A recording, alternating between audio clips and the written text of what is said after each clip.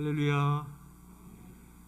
올 한 해도 우리에게 허락하여 주신 하나님의 은혜를 찾아내고 발견하여 감사하시는 뜻깊은 추수감사절이 되시기를 주님의 이름으로 기원드립니다. 우리는 무언가를 잃어버렸을 때 감사할 것이 없다고 생각합니다. 그러나 그렇지 않습니다. 왜냐하면 무언가를 잃어버렸을 때에도 하나님께서 주시는 특별한 은혜가 있기 때문입니다. 사도 바울은 건강을 잃어버렸을 때 하나님께서 겸손이라는 선물을 주셨습니다. 모세는 왕자라는 명예를 잃어버렸지만 하나님께서 출애굽이라는 사명을 주셨습니다. 탕자는 유산을 탕진하였지만 아버지와의 관계가 회복되었습니다. 스데반은 순교를 하였지만 예수님께서 그 영혼을 천국에서 영접해 주셨습니다. 제가 전에 일본의 사업가인 마쓰시다 고노스케 회장의 이야기를 해드린 적이 있습니다. 이 마쓰시다 회장은 자신의 성공의 비결을 하늘이 주신 세 가지의 은혜라고 이야기했습니다.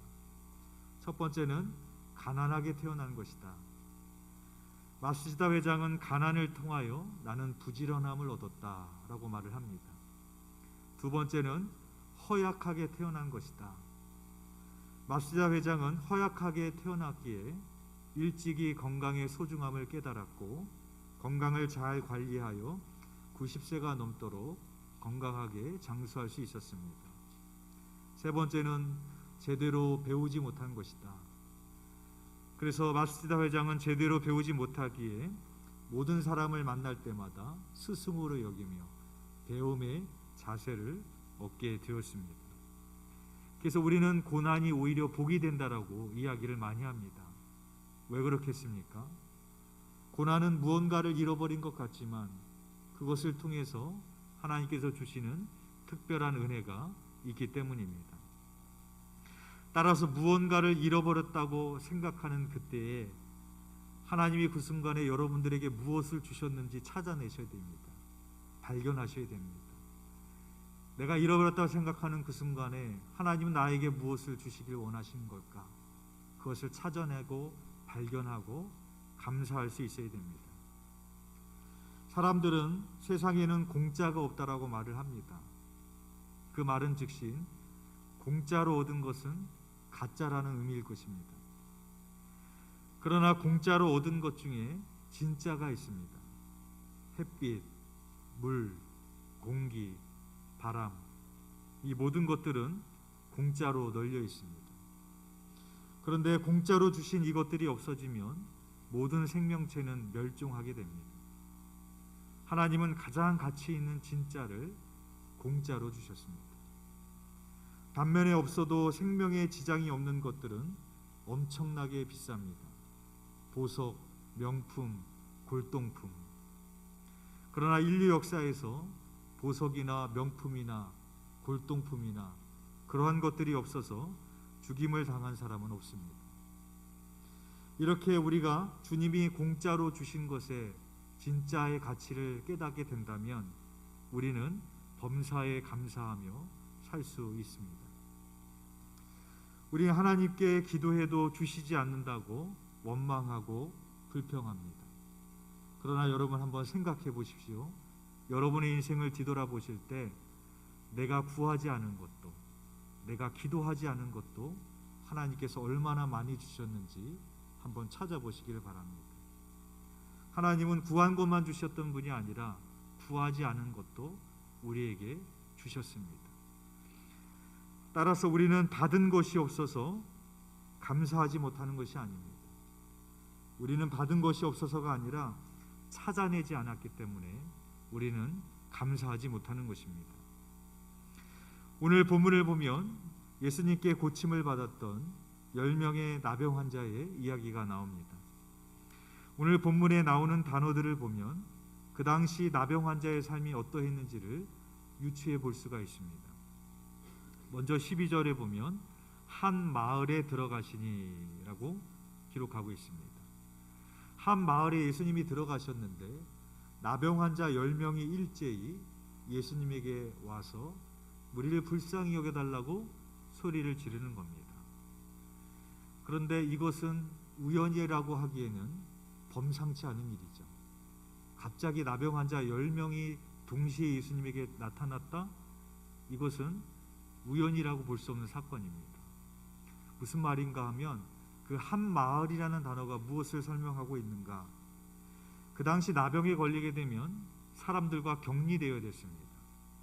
그리고 그들만 따로 격리되어서 살아야 됐습니다. 그러니까 예수님께서는 나병 환자들끼리 모여 사는 한 마을에 들어가신 겁니다. 그래서 그 당시 사마리아와 갈릴리 경계서쯤에는 나병 환자 집성촌을 만들어서 나병 환자들이 한 곳에 모여서 살게 했습니다. 예수님은 그 마을에 들어가신 겁니다. 그리고 12절에 보면 멀리 서서라고 기록하고 있습니다. 그 당시 나병 환자들은 사람들에게 함부로 가까이 가서는 안 됩니다. 그래서 나병에 걸리게 되면 옷을 찢고 머리를 풀고 윈 입술을 가리고 나는 부정하다 부정하다 외치며 다녀야 됐습니다. 그러니까 그토록 바라던 나를 고쳐주실 수 있는 예수님이 내 눈앞에 있어도 가까이 갈 수 없는, 멀리 서서 부르짖어야 되는 이 나병 환자들의 그 고통이 잘 표현되고 있는 것입니다. 그들은 13절에 보면 소리를 높여 이르되 우리를 불쌍히 여기소서라고 예수님께 외치고 있는 것입니다. 예수님 시대에 가장 고통스러운 질병이 무엇이냐라고 묻는다라면 아마도 문둥병이라고 대답할 수 있을 겁니다. 왜냐하면 그 당시 나병 환자들은 삼중고를 겪어야 됐습니다. 첫 번째 고통은 육체적인 질병의 고통입니다. 그 당시에는 오늘날처럼 의학기술이 발달하지 않았기 때문에 한번 나병에 걸리게 되면 치유되는 가능성이 별로 없었다고 합니다. 나병에 걸리면 눈썹이 빠지고 손가락은 녹아내리고 코는 주저앉고 살아있지만 살아있지 않은 그런 상태로 살아야 됩니다. 나병 환자들이 겪는 두 번째 고통은 사람과의 단절된 고통입니다. 아까 말씀드린 바와 같이 나병이 걸리게 되면 사람들과 단절된 채 격리된 채 살아야 됐습니다. 나병 환자들은 사람들이 단번에 알아볼 수 있습니다. 그들이 하고 다니는 행색이나 따로 모여 살아야 됐고 그렇게 하는 모든 것들을 봤을 때 누구도 가까이 하고 싶지 않은, 가까이 해서는 안 되는 사람들이 나병 환자들이었습니다. 그러니까 이 나병 환자들은 육체의 질병으로만 고통을 받는 것이 아니라 고립되고 사람들과의 단절되는 관계적인 그런 고통을 겪어야 됩니다. 이 나병 환자들이 겪는 세 번째 고통은 종교적인 고립입니다. 오늘날에도 나병은 아닐지라도 왕따를 당하기도 하고 고립되기도 하고 어떤 관계에 있어서 상처를 받을 때도 있습니다. 그때 우리는 어떻게 합니까? 하나님 앞에 나와서 찬양을 하고 기도를 하고 눈물을 쏟아내며 하나님께 위로를 받습니다. 그런데 이 나병 환자들은 율법적으로 부정한 자로 낙인이 찍혀 있습니다. 성전에 들어갈 수도 없습니다. 그러니까 우리는 지금 하나님의 앞에서라도 내 하소연을 할 수 있지만 이 나병 환자들은 하나님 앞에 가서도 하소연할 수 없는 종교적으로도 고립된 사람들이 바로 나병 환자였다라는 것입니다. 그렇게 철저히 외면당하고 고통당했던 나병 환자들이 예수님이 오신 것을 보고 우리를 불쌍히 여기소서라고 그렇게 외쳤던 것입니다. 그리고 그들의 소리를 들으셨던 예수님께서는 그들을 불쌍히 여기시고 이렇게 말씀하십니다. 14절입니다. 보시고 이르시되 가서 제사장들에게 너희 몸을 보이라 라고 말씀하십니다. 그 당시에는 제대로 된 의사가 없던 시절이었습니다. 따라서 나병이 의심되게 되면 제사장이 그 환부를 보고 나병인지 아닌지를 판단하게 되어 있었습니다. 또한 행여나 운이 좋아 나병이 낫게 되면 제사장에게 찾아가서 그 몸을 보이고 완치되었다는 증명서를 받아야 다시 가족으로 일상으로 돌아갈 수가 있었습니다. 근데 나병 환자들은 아직 고침을 받지 않은 상태였습니다. 그런데 예수님께서는 제사장에 가서 너희 몸을 보이라고 말씀을 하시는 겁니다. 그래서 이 나병 환자들은 그 예수님의 말씀을 듣고 제사장에게로 갔습니다. 그리고 가던 도중에 놀라운 일이 벌어지게 됐는데 그들이 나음을 받는, 깨끗함을 받는 놀라운 사건이 벌어지게 된 것입니다. 그런데 그 상황에서 전혀 다른 두 가지의 반응이 일어나게 됩니다. 여러분들도 잘 아시는 것처럼 그 10명 중에 9명의 사람은 예수님에게 감사 인사도 드리지 않은 채 각자 자기 갈 길로 가버립니다. 그러나 나머지 한 사람, 그 사마리아인은 예수님을 다시 찾아가서 그 발아에 엎드리고 하나님께 영광 올려드리며 감사를 했습니다. 왜 고침을 받은 나머지 9명의 사람들은 감사하지 않았을까? 저는 오늘 말씀을 묵상하면서 세 가지를 생각해 봤습니다. 첫 번째는 그들은 감사하는 것을 배워본 적이 없기 때문에 감사하지 않았을 것이다. 우리는 아이들이 어렸을 때부터 감사를 가르치죠. 무언가를 받았을 때 감사한다고 말을 하라고 하고 우리가 그 감사하는 법을 가르칩니다. 왜냐하면 감사는 저절로 되어지는 것이 아니라 교육에 의해서, 훈련에 의해서 되어지기 때문입니다. 그런데 고침을 받은 사람 중에는 어렸을 때부터 나병이 걸리게 된 사람이 있었을지도 모릅니다. 어렸을 때부터 격리되어 살았기 때문에 제대로 된 교육을 받지 못하여서 감사하지 않았을 것이다 라고 생각해 볼 수 있습니다. 왜 그들은 감사하지 않았을까? 두 번째는 10명이 모두 다 나음을 받았기 때문입니다. 만약에 10명 중에 나 혼자 고침을 받았다면 그 사람은 감사했을 것입니다. 그런데 나 혼자 고침을 받은 것이 아니라 10명이 모든 사람이 다 고침을 받았기 때문에 은혜로 여겨지지 않는 겁니다. 우리 자녀가 반에서 혼자만 나이키 운동화를 신고 다니면 그건 부모에게 감사의 제목이 됩니다. 그런데 우리 자녀가 다니는 그 학교에, 그 반에 모든 아이들이 나이키 운동화를 신고 다니면 나도 나이키 운동화를 신어야 됩니다. 그게 부모에게 감사가 되지 않습니다. 오히려 부모가 응당해줘야 될 책임이 되고 의무가 되는 겁니다. 찬양 중에 이런 찬양이 있죠. 나 자유 얻었네, 너 자유 얻었네, 우리 자유 얻었네. 나만 자유를 얻었으면 감사할지 모르겠지만 너도 자유를 얻었고 쟤도 자유를 얻었고 우리 모두 다 자유를 얻었다라는 겁니다. 그래서 하나님이 우리에게 베풀어 주신 은혜가 왜 값싼 은혜로 전락합니까? 나도 받았고 너도 받았고 예수님을 믿는 사람이라면 누구에게든지 주신다고 하니까, 모든 사람들이 다 받는다고 하니까 사람들이 감사로 여기지 않는 겁니다.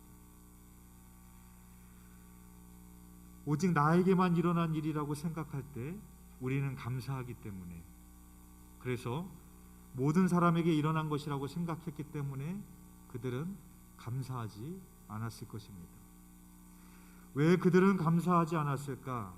세 번째는 우연히 일어난 일이라고 생각했을지 모릅니다.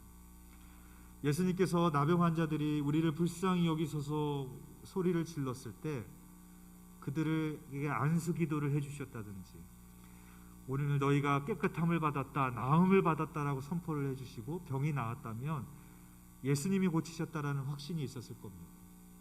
근데 예수님은 그렇게 하지 않으셨고 제사장에게 가서 깨끗함을 받아라, 제사장에게 내 몸을 보이라, 그렇게 말씀하셨습니다.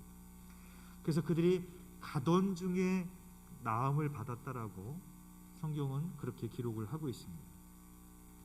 따라서 이 나병 환자들이 그 순간에는 간절했지만 병이 나았을 때 예수님이 고쳐주신 것이라고 생각하는 것이 아니라 우연히 일어난 일이라고 생각할 수도 있었을 것이라는 것입니다.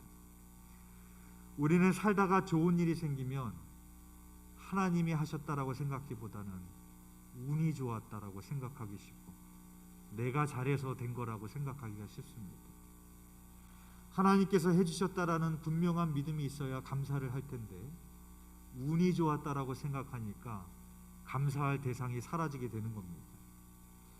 그러나 성경은 우리 인생에 우연은 없다라고 말하고 있습니다. 요셉은 우연히 노예로 팔려가지 않았습니다. 청년 사울도 우연히 눈이 먼 것이 아닙니다. 다윗 역시 우연히 렐라 골짜기의 전투에 참여한 것이 아닙니다. 그 모든 것 가운데 하나님의 간섭하심과 섭리 가운데 일어났다라는 것을 우리는 고백하게 되는 겁니다. 따라서 그 모든 것 가운데 하나님이 하셨음을 믿고 고백하는 사람은 감사할 수 있지만 그냥 운이 좋아서 이렇게 된 거지 라고 생각하고 치부해 버릴 때 우리는 감사를 잃어버리게 되는 겁니다. 9명의 나병 환자가 감사하지 않았을 때 그러나 나머지 한 사람은 예수님을 찾아갔습니다. 그리고 하나님께 영광을 돌리며 그 발 아래 엎드리며 감사를 표현했습니다. 그랬더니 예수님께서 이렇게 말씀하십니다. 17절 말씀입니다. 예수께서 대답하여 이르시되 10사람이 다 깨끗함을 받지 아니하였느냐 그 9은 어디 있느냐라고 되물으십니다. 예수님의 말씀처럼 10사람이 다 받은 겁니다. 그런데 그 9은 어디 있느냐라고 묻고 계신 겁니다. 마찬가지로 우리가 받지 않았기 때문에 감사하지 않은 것이 아닙니다. 받았음에도 불구하고 받으신 우리에게 주신 은혜를 발견하지 않고 찾지 않았기 때문에 그 은혜의 의미를 깨닫지 않았기 때문에 우리는 감사하지 않는다라는 것이죠. 따라서 내가 얼마나 받았느냐가 아니라 나는 얼마나 찾았느냐가 우리의 감사의 조건이 되어지는 것입니다. 하나님께서 범사에 감사하라고 우리에게 명령하셨습니다. 근데 이 말의 의미가 별로 감사할 것도 없는데 억지로라도 감사하라는 거구나 그런 의미일까요? 하나님께서 범사에 감사하라고 말씀하신 이유는 우리의 범사에 감사할 것들이 넘친다라는 겁니다. 따라서 범사에 감사하라고 하신 것은 억지로 감사하라는 것이 아니라 모든 것에 감사할 것을 주셨기 때문에 찾아내라라는 것입니다. 그래서 감사는 마치 하나님께서 우리의 인생에 그 모든 것에 숨겨놓은 보물찾기와 같습니다. 우리가 지난 2년 동안 코로나로 인하여서 성전에 자유롭게 모여 예배를 드릴 수가 없었습니다. 지난 2년 동안 우리의 일상이 정지된 채 살았습니다. 그때 우리는 무엇을 발견했습니까? 무엇을 찾아냈습니까? 성전에 이렇게 모여 사랑하는 성도들과 함께 예배할 수 있는 것이 복이었구나. 그걸 우리가 찾아냈지 않습니까? 우리가 그냥 아무렇지도 않고 그냥 살아가는 그 일상이 대단한 것이었구나. 그 일상이 참 소중한 것이었구나. 우리는 코로나를 통해서 찾아내게 된 거예요. 그전에는 그게 감사한 건지 몰랐기 때문에 우리는 감사하지 않고 살았음에도 불구하고 우리는 코로나를 통해서 그것을 깨닫게 되었다라는 것입니다. 40년 차 부부가 반드시 이혼을 해야겠다고 상담사를 찾아갔습니다. 셋째가 결혼하면 이혼하자. 그게 그 부부의 목표였습니다. 그리고 셋째가 지난주에 결혼을 해서 이제는 이혼을 해야겠다라는 겁니다. 아내는 남편이 평생 자신을 무시해서 나는 이 남자와 더 이상 살 수 없다라고 이야기를 합니다. 남편은 이 여자는 나를 존중해 주지 않기 때문에 나는 이혼을 해야겠다라고 말을 합니다. 그래서 상담사가 이렇게 조언했습니다. 그래도 서로에게 고마운 일이 있을 것입니다. 고마운 일 10가지, 서로에게 부탁하고 싶은 일 10가지를 써오라고 숙제를 내줬습니다. 그랬더니 이분들이 다음 주에 왔는데 서로에게 부탁하고 싶은 것, 서로에게 섭섭한 것은 20개, 30개를 적어왔는데 서로의 장점은 하나도 없다라고 하나도 적지 않고 왔습니다. 그래서 상담사가 아내분과 남편분을 따로따로 상담을 했습니다. 먼저 아내분과 상담을 하는데 이 아내분의 이야기를 들으니까 젊었을 때 상당히 미인이었나 봐요. 근데 자기 집이 가난해서 나는 부자 집에 시집을 가야 된다라는 그런 목표를 가지고 살았답니다. 그리고 그 집에 시집을 갔는데 남편은 사사건건 나를 무시하고 자식들 앞에서 나를 면박을 주었다고 하면서 눈물을 펑펑 흘리는 겁니다. 그리고 상담사가 이번에는 남편분을 따로 만났습니다. 그리고 물었습니다. 남편분은 뭐가 그렇게 고통스러우셨나요? 그렇게 물었더니 남편분이 대답하기를 나는 집에서 마음 편하게 똥을 넣어본 적이 없다 그러시는 겁니다. 그래서 그게 무슨 말이에요? 라고 물었더니 내가 안방 화장실에서 변을 보면 냄새 난다고 화를 내고 거실 화장실에서 변을 보면 집에서 하루 종일 똥 냄새가 난다고 뭐라고 한다라는 겁니다. 내가 평생 동안 먹여 살린 가장으로서 나는 이런 대접을 받으며 살고 싶지 않다. 이혼하겠다. 그렇게 말을 하는 겁니다.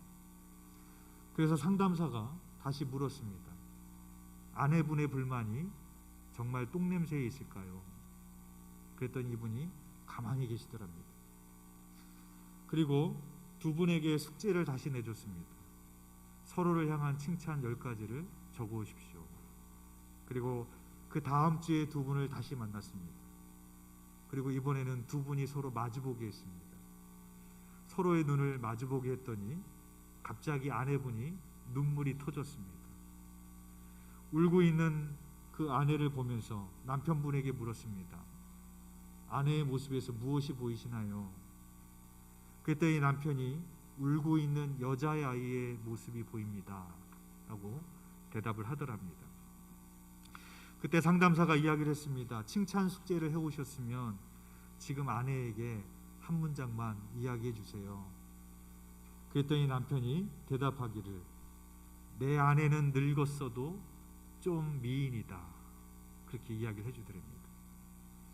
그랬더니 아내분이 더 크게 통곡하면서 울기 시작하더랍니다. 왜냐하면 결혼하고 40년을 살면서 한 번도 나에게 미인이라는 소리를 해본 적이 없다라는 겁니다. 그래서 이번에는 아내분에게도 남편에게 숙제해오신 칭찬 중에서 한 문장만 이야기해 주십시오. 그랬더니 아내분이 이렇게 말하더랍니다. 우리 남편은 장이 튼튼해서 변을 잘 본다. 그렇게 하더랍니다. 그분들이 그 이후에 10주차 상담을 받으면서 서로를 칭찬하고 서로의 장점을 발견하는 숙제를 내줬습니다. 하루에 2-3개씩 꾸준히 그 숙제를 하면서 그 두 사람의 관계가 화해되고 회복되었다고 그럽니다.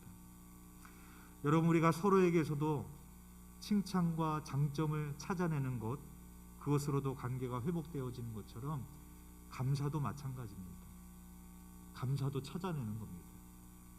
감사를 찾아보면 어디에든 있습니다. 그리고 감사는 내가 찾는 만큼 발견하는 겁니다. 얼마나 받았느냐의 문제가 아니라 얼마나 찾았느냐의 문제입니다. 하나님 하기 나름이 아니라 내가 하기 나름인 것입니다. 그래서 어떤 상황이든 치열하게 감사해야 됩니다. 이번 추수감사주의를 보내면서 나에게 주신 그 감사의 제목들을 한번 찾아보시길 바랍니다. 그래서 하나님을 향한 찬양과 감사로 한 해를 마무리하시는 저와 여러분이 되시기를 주님의 이름으로 축원드립니다. 기도드리겠습니다.